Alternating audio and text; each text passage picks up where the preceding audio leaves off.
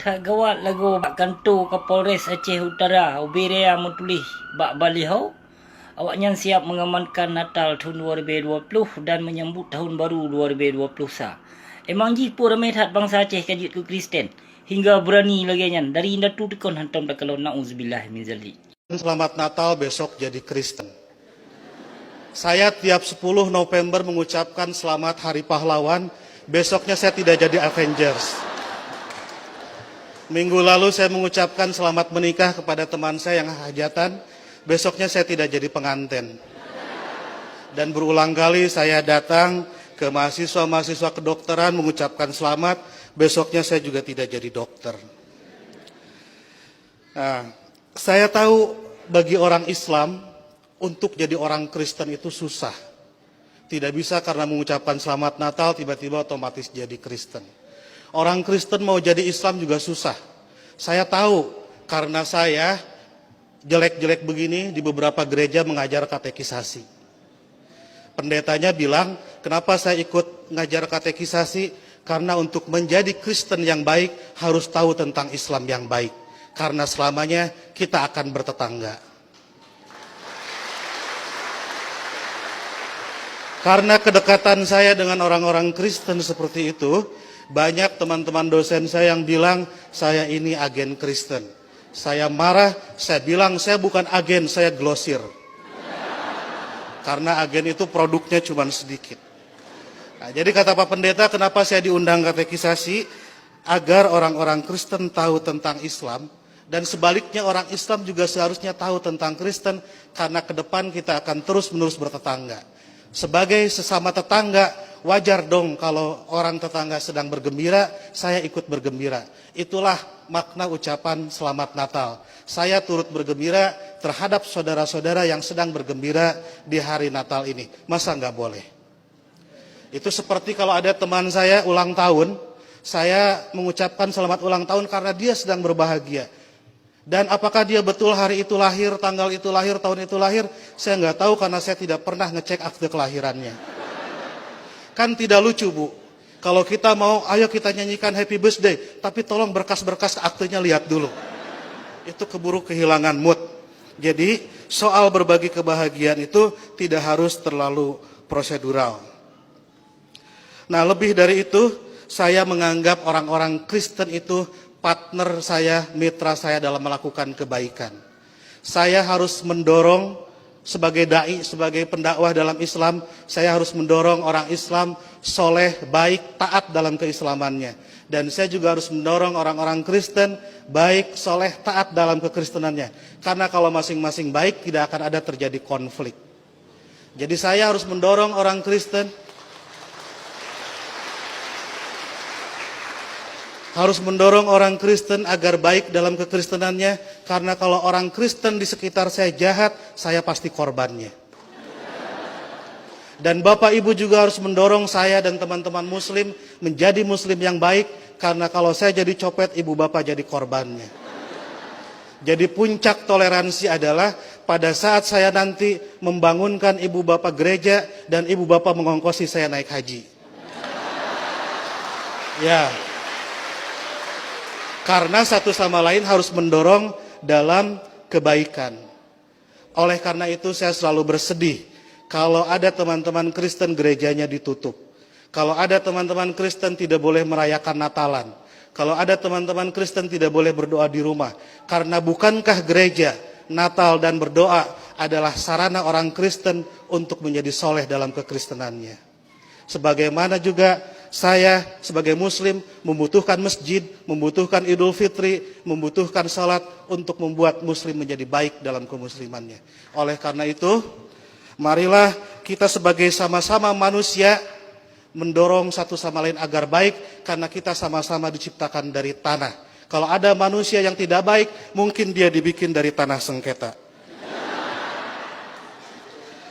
Lebih dari itu, saya melihat kelahiran Kristus adalah berkah tidak hanya bagi orang Kristen, tapi juga untuk dunia. Karena dengan lahirnya Kristus, 3 miliar penduduk dunia menjadi beragama Kristen dan lebih berpotensi melakukan kebaikan dalam kekristenan itu. Dan ibu bapak harus juga mensyukuri kelahiran Nabi Muhammad, karena dengan lahirnya Nabi Muhammad 2,5 miliar penduduk dunia menjadi Islam dan lebih berpeluang berbuat baik dalam keislamannya. Jadi Kristus dan Muhammad adalah mitra yang kita semua harus meneruskan itu. Saya kira yang haram itu bukan mengucapkan selamat Natal. Yang haram itu adalah mulut yang menyakiti hati sesama manusia. Sekali lagi saya ucapkan selamat Natal, selamat berbahagia, dan agar saya tidak menyaingi pidatonya Pak Pendeta, saya akhiri. Dan sebelum saya akhiri, teman-teman santri saya bawa bunga Pak Pendeta, ingin membagikan kepada Pak Pendeta, petugas gereja dan ibu bapak sekalian. Tapi karena bunganya tidak banyak, yang dapat hanya sebagian, yang lain insya Allah dapat bunga bank untuk belanja Natal. Boleh bagi bunga saya? Oke.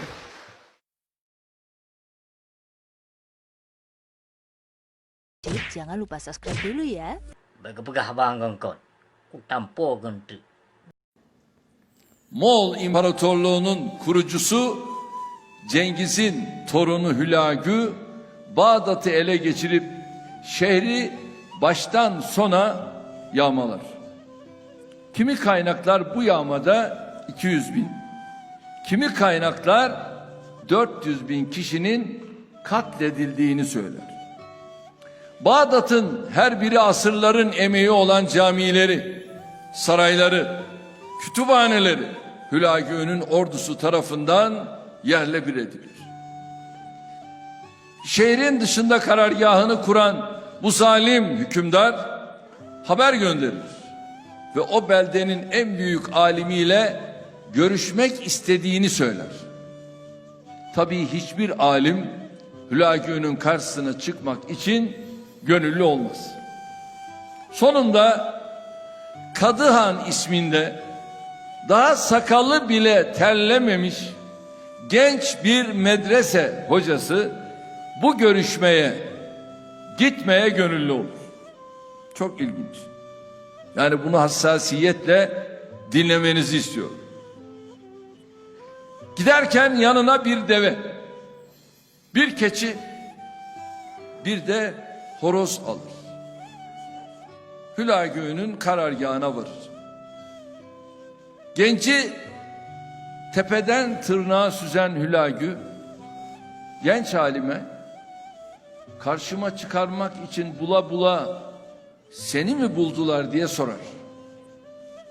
Kadıhan görüşmek için iri birini istiyorsan dışarıda bir deve var. Sakallı birini istiyorsan dışarıda bir keçi var. Sesi gür birini istiyorsan da dışarıda bir horoz var, istediğini çağırtabilirsin diyor.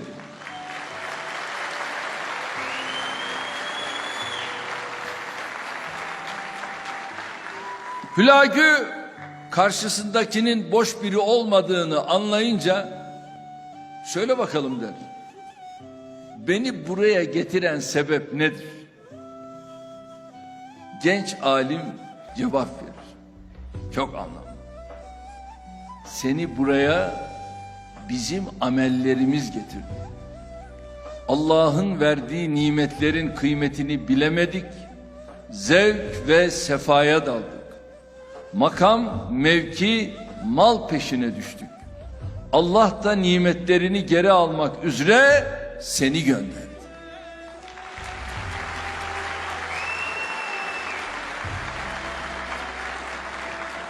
Bunun üzerine Hülagü, peki beni buradan kim gönderebilir diyerek ikinci sorusunu sorar. Bu da enteresan. Kadıhan cevap verir. Özümüze döner. Bize verilen nimetlerin kıymetini bilir. Birbirimizle uğraşmaktan vazgeçersek işte o zaman sen buralarda duramazsın.